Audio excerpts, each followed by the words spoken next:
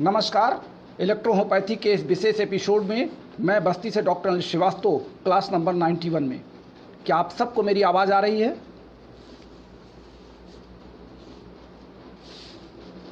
क्या आप सबको मेरी आवाज़ आ रही है? अगर आवाज़ आ रही तो लिखिए कि आवाज़ आ रही है।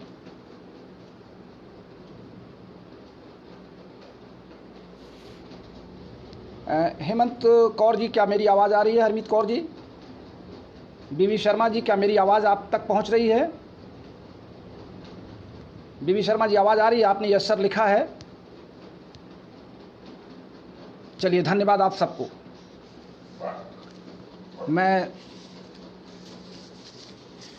क्षमा चाहता हूं कि हालांकि मैं बहुत ज़्यादा डिस्क्रिप्शन कर चुका था, लेकिन अब मुझे फिर से दोबारा ऑनलाइन आपके बीच आना पड़ा और आप इसके पीछे के वीडियो को अभी मैं डिलीट कर दूंगा। मैं चर्चा कर रहा था कि जब 17 अप्रैल 2020 से मैंने इस ऑनलाइन फ्री क्लास को आरंभ किया तो मेरे दिमाग में सिर्फ एक बात थी कि मैं अपने खाली समय का लॉकडाउन का इस्तेमाल कर लूं और अपने इलेक्ट्रोहोपैथिक साथियों को जो भूले भटके हैं उनको एक मंच पे लाके, एक मोड़ पर ला करके मैं उनको कुछ नयापन दे सकूं। और ये ट्रेन हमारी चली और चलते चलते एक वर्ष बीता और हम 200 क्लास की ओर बढ़ रहे हैं। आज हम क्लास नंबर 191 में आपसे बात कर रहे हैं। मैंने जब भी आपको क्लास लिया है तो अपनी आदत के मुताबिक मैं पहले प्रिपरेशन करता हूं। भले 2 ही मिनट में किताब को पलटूं या हेडिंग को पलटूं, लेकिन जिस सब्जेक्ट पे मैं चर्चा करता हूं मैं उस सब्जेक्ट के बारे में थोड़ा सा अपने माइंड को रिफ्रेश करता हूं। हमारे बहुत से साथी ऑनलाइन इस समय आ रहे हैं और मैं देखता ये हूं कि जैसे हमारी बातचीत की भाषा में कहीं पर फ्लो बिगड़ जाए और हम थोड़ा सा गलत बोल जाएं तो मुझे उसका आभास होता है, मैं उसको सही कर देता हूं। लेकिन हमने ये देखा कि हमारे अनेक साथी जो ऑनलाइन क्लास लेते हैं, अभी दिन में मैं एक वीडियो सुन रहा था, हमारे एक विद्वान साथी ने कहा कि हमारे दोनों आँखों के बीच में यहाँ पर लगभग 1.5 इंच पीछे प्यूटरी ग्लैंड होती है।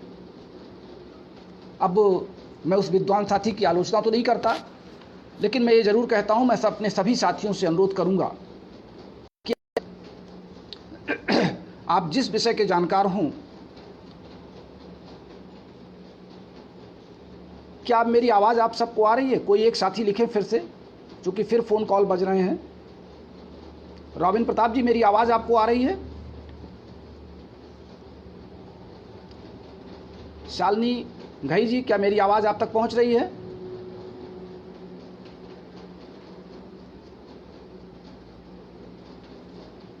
हेलो, मेरी आवाज़ आप तक आ रही है? रॉबिन प्रताप जी लिखिए, अगर आप ऑनलाइन हैं तो लिखिए।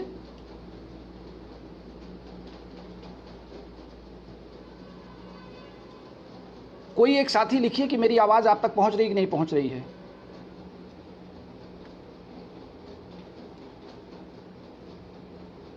रॉबिन प्रताप जी, आप ऑनलाइन हैं? सर, आवाज़ अब आ रही है। राजेश केशवानी लिख रहे हैं। हमारा ये जो कान है, कान के ठीक पीछे एक हाइपोथैलेमस कैविटी है और उस हाइपोथैलेमस कैविटी के अंदर हाइपोथैलेमस ग्लैंड होता है। उसी ग्लैंड के बगल एक छोटी सी इन्फुंडिबुलर में लगी हुई एक मटर के दाने के समान हमारी प्यूटरी ग्लैंड यहाँ कान के पीछे होती है।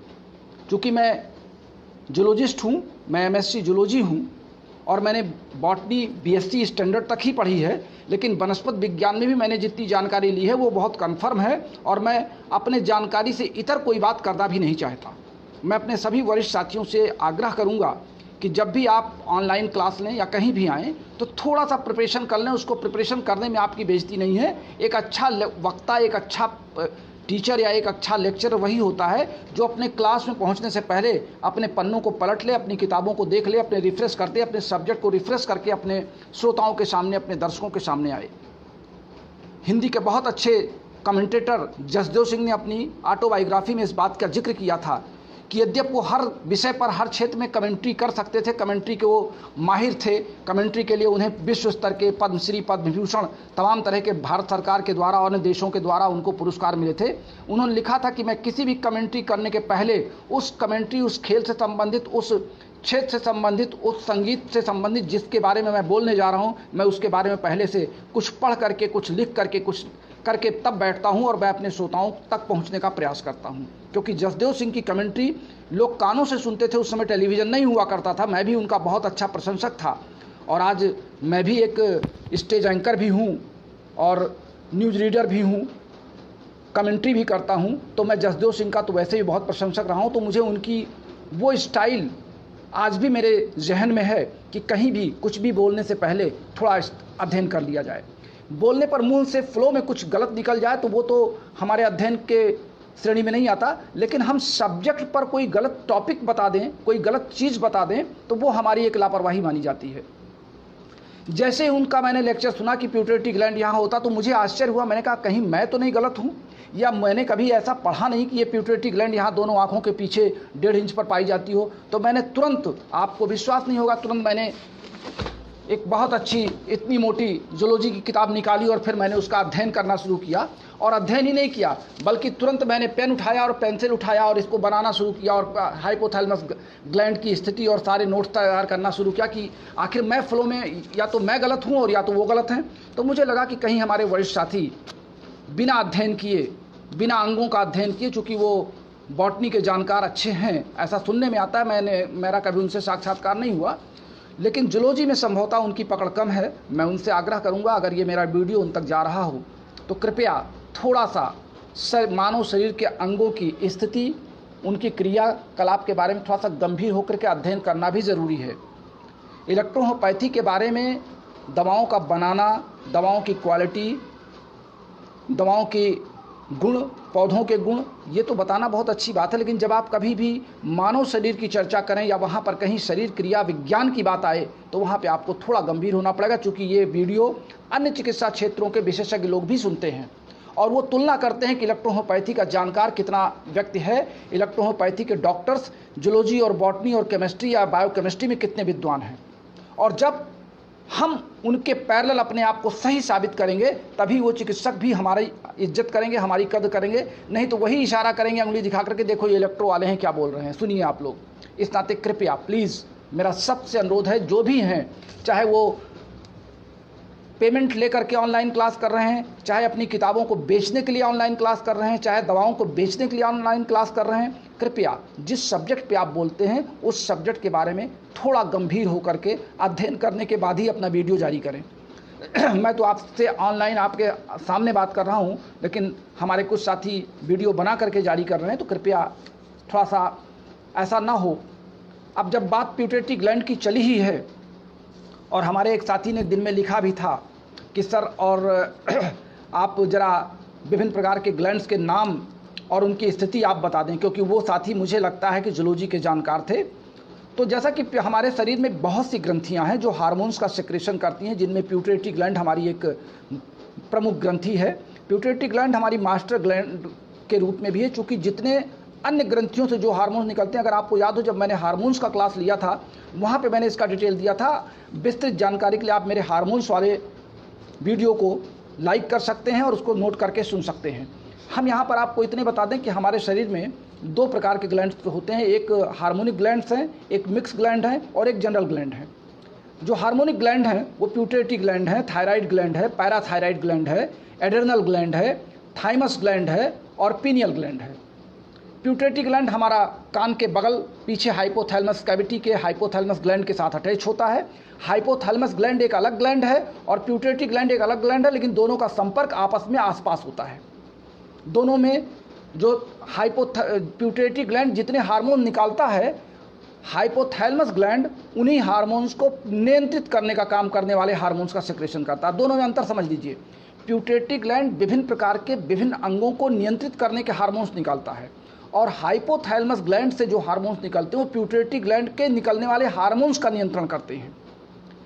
थायराइड ग्लैंड हमारा यहाँ गले के थाइमस पार्ट पर, जो हमारा ये ट्रेकियल पार्ट का जो चैम्बर है जहाँ पे ओइसोफेगस नीचे की ओर उतरती है, जहाँ पे एपिग्लॉटिस हमारी ये घाटी है, वहाँ पे हमारा थायराइड ग्लैंड होता है। पैराथायराइड ग्लैंड उसी के आगे अगल बगल दोनों तरफ साइड में होता है। एड्रेनल ग्लैंड जैसा कि नाम से लग रहा है कि ये किडनी के आसपास है, तो किडनी के ऊपर एड्रेनल ग्लैंड्स पाए जाते हैं। थाइमस ग्लैंड, पीनियल ग्लैंड, ये विभिन्न प्रकार के ग्लैंड्स हैं जो बॉडी में विभिन्न अंगों पर स्थानों पर पाए जाते हैं। हमारा जो एक मिक्स ग्लैंड होता है वो पैंक्रियाज ग्लैंड होता है। पैंक्रियाज से विभिन्न प्रकार के हार्मोन्स भी निकलते हैं, एंजाइम्स भी निकलते हैं, और पैंक्रियाज के बारे में विस्तृत चर्चा की जा चुकी है। हार्मोन्स का सेक्रेशन हमारी स्किन भी करती है, गैस्ट्रिक इंटेस्टाइन भी करते हैं, हमारा हार्ट भी करता है। आपको जान के ताज्जुब होगा कि हमारा हृदय ये भी एक प्रकार का हार्मोन सेक्रेट करता है। जब आपके ब्लड में NaCl का परसेंटेज या कंसंट्रेशन ज़्यादा हो जाता है, यानी नमक ज़्यादा हो जाता है, तो जब बीपी अनकंट्रोल होने लगता है, बीपी बढ़ने लगता है, तो उस समय एट्रियल नाइट्रियूरेटिक पेप्टाइड हार्मोन्स का सेक्रेशन हार्ट की म्यूकस मेम्ब्रेन करने लगती हैं। हार्ट के अंदर जो सिरोसिस की जो सेल्स होती हैं और जो म्यूकस के पार्ट होते हैं, वहाँ से इनकी दीवारों से ये सेक्रेशन होने लगता है। ये जा करके तुरंत ब्लड में जा करके ये एक्सक्रिएट करने लगते हैं और सोडियम को ये वहाँ से हटाने लगते हैं, जिससे फिर हमारा बीपी डाउन होने लगता है। ये एक नई चीज़ मैं आपको बता रहा हूँ, अगर आपको नहीं पता है तो हार्ट भी हमारा एक हार्मोन्स का सेक्रेशन करता है जो ब्लड प्रेशर को कंट्रोल करने का काम करता है। दूसरा हमारा किडनी है, टेस्टिस है, ओवरी है, प्लेसेंटा है, लीवर है, विभिन्न प्रकार के हमारे ग्लैंड्स हैं। ये जितने भी प्रकार के हमने नाम गिनाए, ये सब हमारे शरीर में हार्मोन्स का सेक्रेशन करते हैं, और हार्मोन्स हमारी दैनिक जीवन की प्रत्येक क्रियाओं में अपना असीम योगदान निभाता है। मैं समझता हूँ कि हमारे साथी जो सवाल किए थे, चंद्रशेखर शुक्ला जी, उन्होंने हार्मोन्स के विभिन्न ग्लैंड्स के नाम हमसे कहे थे कि आप बता दें, तो मैंने इस पर चर्चा कर लिया। उनका एक सवाल और भी था कि लिम्फ और ब्लड में दोष क्यों आता है। हमारे विद्वान साथी ने फेसबुक पर यही सवाल लिख के छोड़ दिया था कि लिम्फ और ब्लड में दोष क्यों होता है या कैसे होता है। हमारे वो विद्वान साथी सवाल करके छोड़ देते हैं। उनको सवाल करने के बजाय सीधे जिस तरह के अपने वीडियो बनाते हैं उसी तरह के वीडियो बना करके प्रत्येक सब्जेक्ट पे स्वयं बोलना चाहिए। बल्कि जब आप ये जान रहे हैं कि हमारे सामने वाले साथी श्रोता सवालों के जवाब आपको नहीं दे पा रहे हैं, लिखित में भी अब उतना लंबा ब्यौरा नहीं लिख पा रहे हैं, तो आपको बताना चाहिए। सवाल करने के बजाय आप उसको बताएं। हमारे एक साथी लिख रहे हैं कि कल आपने जो सवाल दिया था कि RS के साथ होना चाहिए, डिस्टिल वाटर के साथ होना चाहिए, उसका जवाब आप दे दें।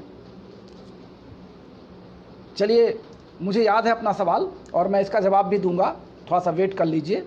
तो आज हम चर्चा कर लें अपने YE यानी येलो इलेक्ट्रिसिटी की। पीला रंग भी हमारे मन को, हमारे शरीर को शिथिल करने में, शांत करने में, हमारे तेज को कम करने में सहायक होता है। जो कि अल्ट्रावायलेट रेज में जो पीले रंग होता है, ये एक तरीके का मन को कंट्रोल करने वाला, हमारे विभिन्न उत्तेजनात्मक कार्यों को डाउन करने वाला, नियंत्रित करने वाला रंग है।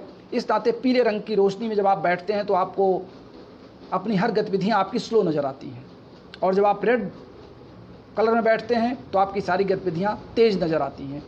तो यानी रेड कलर उत्तेजना का प्रतीक है और येलो कलर आपका उत्तेजना को कम करने का प्रतीक है। येलो इलेक्ट्रिसिटी में हमारी जो 5 पौधों का मिलान किया गया है वो है एलियम सीपा, पोडोफाइलम पेल्टेनम, रूटा ग्रेविनलेंस, सम्बुकस नाइग्रा और चेलिडोनियम मैजस। इनका आपस में 20-20% इन पौधों के अर्क को मिला करके येलो इलेक्ट्रिसिटी बनाई गई है।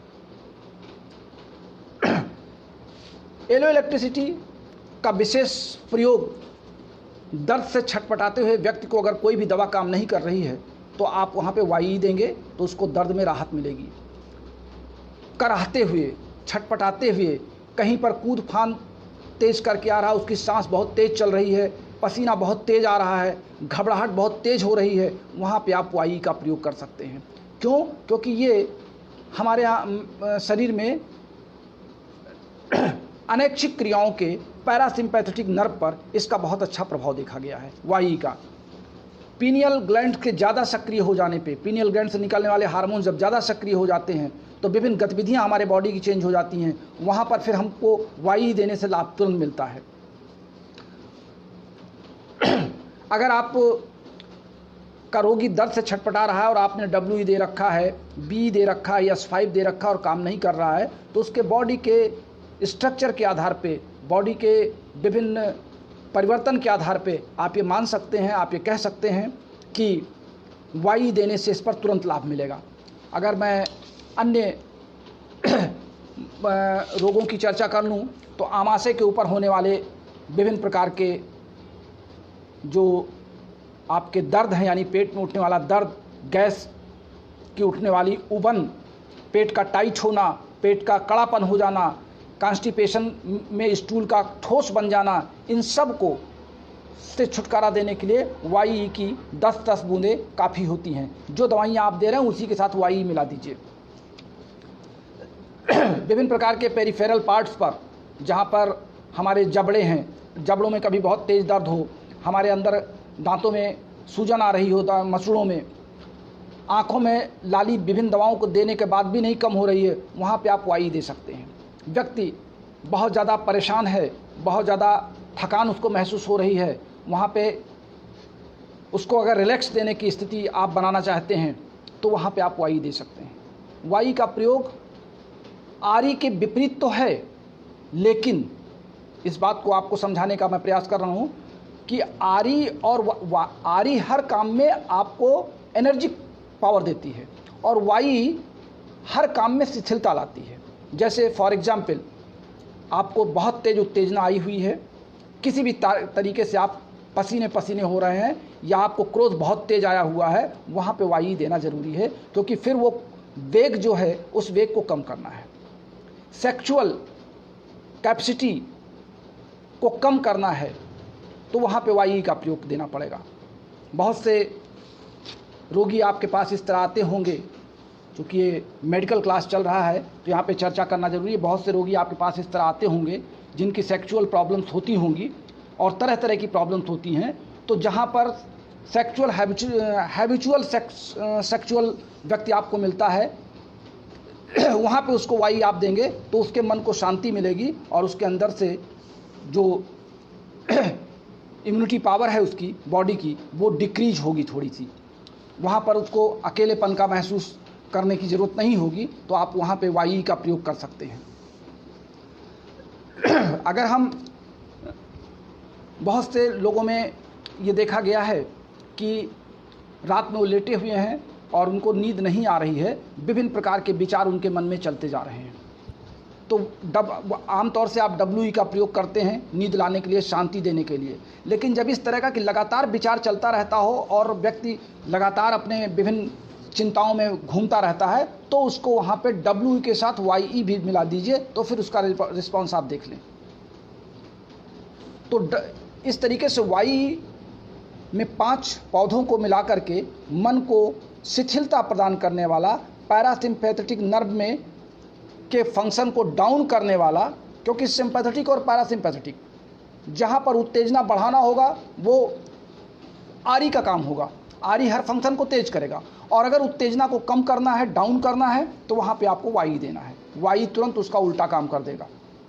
लेकिन अब RE और YE का प्रयोग कभी कभी बहुत ही नाजुक दौर पर चिकित्सक को सोच समझ के करना पड़ता है कि अगर YE दें यहाँ पर कि RE दें।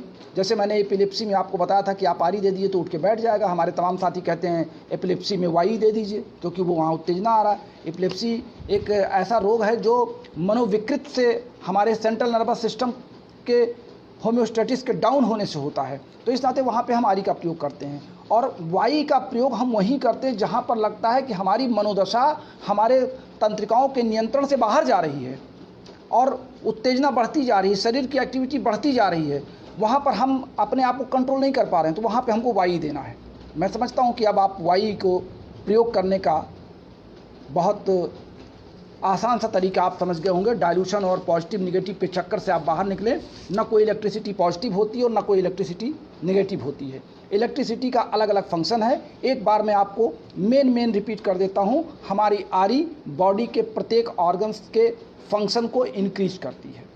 YE इसके ठीक विपरीत हमारे शरीर के प्रत्येक ऑर्गन्स के, प्रत्येक औषधियों के बढ़ने वाले कार्यों को अगर हमें चेक करना है, उसको डाउन करना है, तो YE देंगे। GE पस टेंडेंसी को रोकने का काम करती है बी ब्लड सर्कुलेशन को प्रॉपर बनाने का काम करती है, डब्ल्यू सभी तंत्रिकाओं को, पैरासिम्पैथेटिक और सिंपैथेटिक नर्व सिस्टम को, सेंट्रल नर्वस सिस्टम को, स्पाइनल कॉर्ड को, सबको बैलेंस मिला करके छोड़ने का काम करती है। एपीपी जैसा मैंने आपसे कहा कि वो इंटरनल भी है और एक्सटर्नल भी है, स्किन के लिए अंदर से दें या बाहर से दें दोनों में एपीपी का प्रयोग बहुत अच्छा देखा गया है। तो आज इलेक्ट्रिसिटी पर हमने आपका रिवीजन क्लास समाप्त किया। अब हमारे पास अभी 8 क्लास और शेष हैं आपसे विभिन्न विषयों पर चर्चा करने के लिए, और सारे विषय निर्धारित हैं। मैं एक एक विषय पर अभी कल का विषय मैं आपको अभी से नहीं बताऊंगा, लेकिन विषय भी बहुत महत्वपूर्ण होगा और बहुत ही रोचक होगा। आप उस विषय के लिए भी तैयार रहें, और कल रात हम आपसे फिर मिलेंगे 10 बजे। तब तक के लिए अपने प्यारे दोस्त डॉक्टर श्रीवास्तव को इजाज़त दीजिए। नमस्कार, शुभ रात्रि।